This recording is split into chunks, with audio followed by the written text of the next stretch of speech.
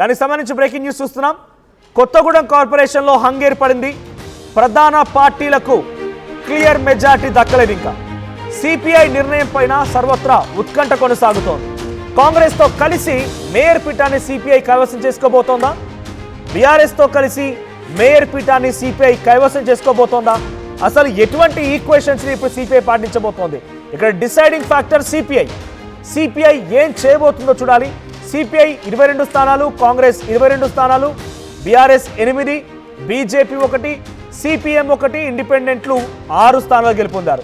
So magic figure కి సరి సమానమైన దూరంలో ఉన్నాయి కాంగ్రెస్ మరియు సిపిఐ. సో దీంతో క్యాంప్ రాజకీయాల్ని పార్టీలు షురూ చేసినట్టు తెలుస్తోంది. మా ప్రతి ఉదయ్ ఉన్నారు. ఉదయ్, సో సిపిఐ ఏం చేయబోతోంది? CPI deciding factor. సిపిఐ ఎవరితో జాయిన్ అవుతుంది? డెఫినెట్గా కాంగ్రెస్ పార్టీ బీఆర్ఎస్తో జాయిన్ అయ్యే అవకాశం లేదు. సో సిపిఐ ఎవరితో జాయిన్ అవుతుందో ఆ వాళ్ళే కొంత అక్కడ పీఠం దక్కించుకునే అవకాశం ఉంది. What is the chance? ఏం జరగబోతోంది? కూననేని సాంబశివరావు ఏం చెప్తున్నారు?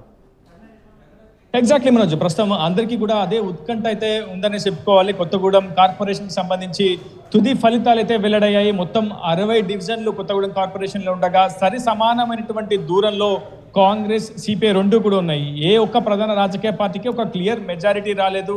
అబ్జల్యూట్ మెజారిటీ రాకపోవడంతో పూర్తిగా క్యాంపు రాజకీయాలకు అన్ని రాజకీయ పార్టీలు షురూ లేపాయని చెప్పుకోవాలి. ప్రస్తుతం మీకు గణాంకాలతో సహా వివరించే ప్రయత్నం చేస్తాను. సిపిఐ మొత్తం 22 స్థానాలను దక్కించుకోగలిగింది. కాంగ్రెస్ కూడా సేమ్గా 22 స్థానాలు దక్కించుకోగలిగింది. బీఆర్ఎస్ 8 స్థానాలకే పరిమితమైంది.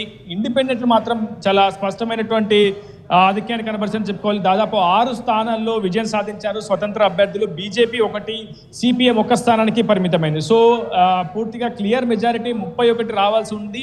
కానీ ఆ మెజారిటీ ఎవరికి రాకపోవడంతో పూర్తిగా హంగ్ ఏర్పడిన సిచ్యువేషన్ కనిపిస్తుంది. కానీ ఇప్పుడే అసలైనటువంటి రాజకీయాల కొత్తగూడెం కార్పొరేషన్లో మొదలయ్యాయని చెప్పుకోవాలి. ఎందుకంటే ఇప్పుడు ప్రస్తుతం ఇండిపెండెంట్లు చాలా కీలకంగా మారబోతున్నారు. దాదాపు 6 స్వతంత్ర అభ్యర్థులను తమ వైపు తిప్పుకునేందుకు అటు సిపిఐ విశ్వ ప్రయత్నాలు చేస్తుంది.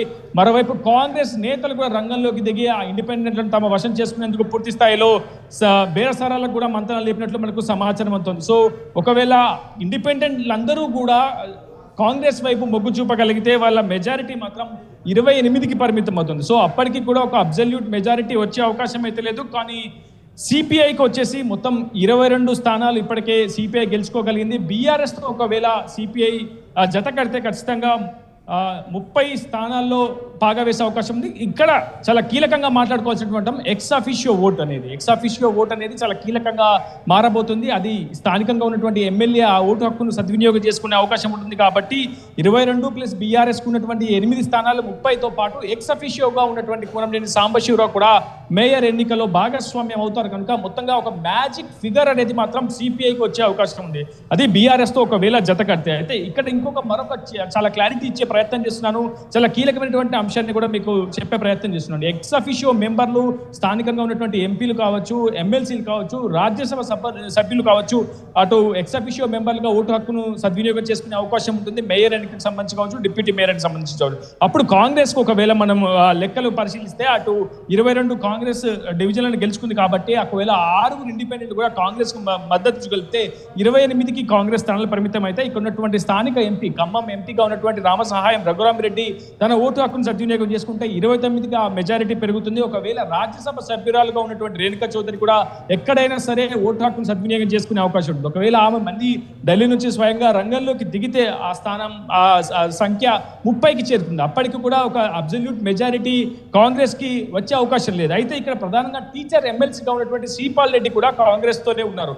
ఆయన ఒకవేళ ఓటు హక్కును సద్వినియోగం చేసుకుంటే పూర్తిగా 31 మ్యాజిక్ ఫిగర్ కు కాంగ్రెస్ చేరుకునే అవకాశం అయితే చాలా స్పష్టంగా కనిపిస్తుంది. సో ఎటువైపు చూసుకున్నా కాంగ్రెస్ కు సిపిఐకు చాలా సమానమైనటువంటి అవకాశాలు ఉన్నాయి. అయితే ఒకంత ఎక్కువ అవకాశాలు మాత్రం సిపిఐకే ఉంటాయి. ఎందుకంటే ఎక్స్ అఫిషియోకి సంబంధించి ఒకవేళ బీఆర్ఎస్ తో సిపిఐ జత కడితే బీఆర్ఎస్ నుంచి ఇక్కడ స్థానిక సంస్థల ఎమ్మెల్సీగా ఉన్నటువంటి తాతమ్మది కూడా ఎక్స్ అఫిషియో మెంబర్ కాబట్టి అతను కూడా ఓటు హక్కును సద్వినియోగం చేసుకునే అవకాశం ఉంటుంది. అప్పుడు 32కి చేరుతుంది. ఒకవేళ పట్టభద్రుల ఎమ్మెల్సీగా ఉన్నటువంటి తీన్మార్ మల్లన్న కూడా ఒకవేళ సిపిఐ బీఆర్ఎస్ కూటమికి మద్దతు తెలిపితే ఆ సంఖ్య మరింత పెరిగే అవకాశం అయితే కనిపిస్తుంది. అయితే ఇదంతా జరుగుతుందా, సాధ్యమవుతుందా అనేది మాత్రం ఇంకా వేచి చూడాల్సి ఉంది. ప్రధానంగా ఈ అంశంలో సిపిఐ రాష్ట్ర కార్యదర్శి కూనంనేని సాంబశివరావు ఎటువంటి నిర్ణయం తీసుకుంటారనేది మాత్రం చాలా ఉత్కంఠగా కొనసాగుతుంది. ఎందుకంటే కొత్తగూడెం కార్పొరేషన్ ఎన్నికలకు సంబంధించి సిపిఐ కాంగ్రెస్ ఒంటరిగా పోటీ చేయడమే కాదు, విడిపోయి పోటీ చేయడమే కాదు, అక్కడ మైత్రి బంధం కూడా పూర్తిగా తెగిపోయినటువంటి సిచ్యువేషన్. గ్రౌండ్ లెవెల్లో కాంగ్రెస్ శ్రేణులంతా కూడా సిపిఐ అభ్యర్థుల ఓటమే లక్ష్యంగా పనిచేశారు. మరోవైపు సిపిఐ అభ్యర్థులంతా కూడా కాంగ్రెస్ ఓటంలో అభ్యర్థికే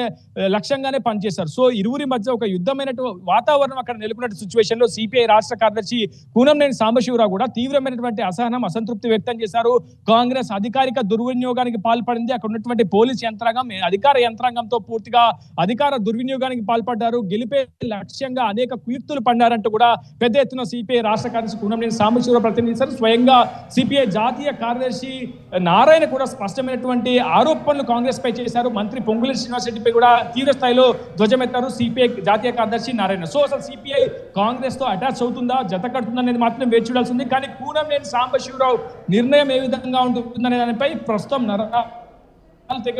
ఉత్కంఠ కొనసాగుతుంది. మొదటి నుంచి సీఎం రేవంత్ రెడ్డితో తన సన్నిహిత సంబంధాలు ఉన్నాయి, తనకు అత్యంత సన్నిహితుడని, సీఎం మీద అభిమానం ఉందని పదే పదే కూనంనేని సాంబశివరావు కూడా బహిరంగంగా చెప్పుకొచ్చే ప్రయత్నం చేశారు. సో సీఎం రేవంత్ రెడ్డి, కూనంనేని సాంబశివరావు ఇద్దరు కలిసి చర్చించుకుంటే మాత్రం మేయర్ స్థానం సిపిఐ కైవసం చేసుకునే అవకాశం ఉంటుంది. At the same time deputy mayor ని కాంగ్రెస్ కి ఇచ్చే అవకాశం ఉంటుంది. సో కూనంనేని నిర్ణయం మీదనే పూర్తిగా కొత్తగూడెం కార్పొరేషన్ రాజకీయాలు ఆధారపడాయని చెప్పుకోవాలి. సో బీఆర్ఎస్ కూడా ఇప్పటికే సిపిఐతో మంతనాలు చేసేందుకు ప్రయత్నం చేస్తుంది. అటు రాజ్యసభ సభ్యుడిగా ఉన్నటువంటి వదిరాజు రౌతంతో పాటు అటు ఖమ్మం జిల్లా అధ్యక్షులు కాదా మధుసూదన్, అదేవిధంగా బీఆర్ఎస్ అధ్యక్షుడు రేఖాకాంతరావుతో పాటు మాజీ మంత్రి పువ్వాడ అజయ్ కుమార్ కూడా సిపిఐతో మంత్రాలు జరుపుతున్నట్లు మనకు విశ్వసనీయ సమాచారం అంతా ఉంటుంది. ఏం జరుగుతుందో మరికొద్ది సేపట్లో వెల్లడే అవకాశం ఉంది. కానీ స్పష్టంగా ఇప్పటికే క్యాంపు రాజకీయాలు తెలిపారు. సిపిఐ అభ్యర్థులను కాపాడుకునేందుకు సేఫ్ క్యాంపుకు తరలించారు. కాంగ్రెస్ కూడా తమ పార్టీ తరఫున గెలిచినటువంటి అభ్యర్థులను సేఫ్ క్యాంపుకు తరలించింది. ఇండిపెండెంట్లకు గాలం వేసేందుకు, ఇండిపెండెంట్లకు కొనుగోలు చేసేందుకు ఒక రకమైనటువంటి రాజకీయ మంతనాలు ప్రస్తుతం కొత్తగూడెం కార్పొరేషన్ లో కొనసాగుతున్నాయి. ఒకవేళ ప్రస్తుతం సిపిఎం కాంగ్రెస్ కూడా కలిసి కొన్ని చోట్ల మద్దతు ప్రచారం చేస్తారు, బలపరిచారు. కాబట్టి సిపిఎం కు ఉన్నటువంటి ఒక స్థానాన్ని కూడా కాంగ్రెస్ కే మద్దతు పలికే అవకాశం ఉంది. కాబట్టి వేచి చూడాలి. మరికొద్ది సేపట్లోనే కూనంనేని సాంబశివరావు తన నిర్ణయాన్ని కూడా ప్రకటించే అవకాశం ఉంటుంది. ఇప్పటి వరకు కొన్ని మంతనాలు అయితే జరుగుతున్నాయి. అన్ని ప్రధాన రాజకీయ పార్టీలు ఒకరికొకరు పరస్పరం మాట్లాడుకుంటున్నారు, చర్చించుకుంటున్నారు. ఈ రోజు సాయంత్రం కావచ్చు, రాత్రి 7:30 వరకు ఒక క్లారిటీ వచ్చే అవకాశం ఉంది. అయితే ఇండిపెండెంట్లు మాత్రం చాలా కీలకంగా మారుతున్నారని చెప్పుకోవాలి. ఇండిపెండెంట్లు కొంతమంది సిపిఐతో కాంటాక్ట్ లో ఉన్నారు, ఇప్పటికే మరి కొంతమంది కాంగ్రెస్ తో కాంటాక్ట్ లో ఉన్నారు. సో కొత్తగూడెం కార్పొరేషన్ మాత్రం కైవసం చేసుకునేందుకు మాక్సిమం ఛాన్సెస్ సిపిఐకి అనుకూలంగా ఉన్నప్పటికీ కాంగ్రెస్ ఏ వ్యూహాన్నైనా అమలు చేయవచ్చు. మంత్రి పొంగులేటి శ్రీనివాస్ రెడ్డి ఏదైనా చేసే అవకాశం ఉంది. దాన్ని కూడా మనం తక్కువ అంచనా వేయలేం. మనం చూడవచ్చు. అసలైన తొలి వెలుగు. ఫాలో వాట్సాప్ @తొలి వెలుగు official.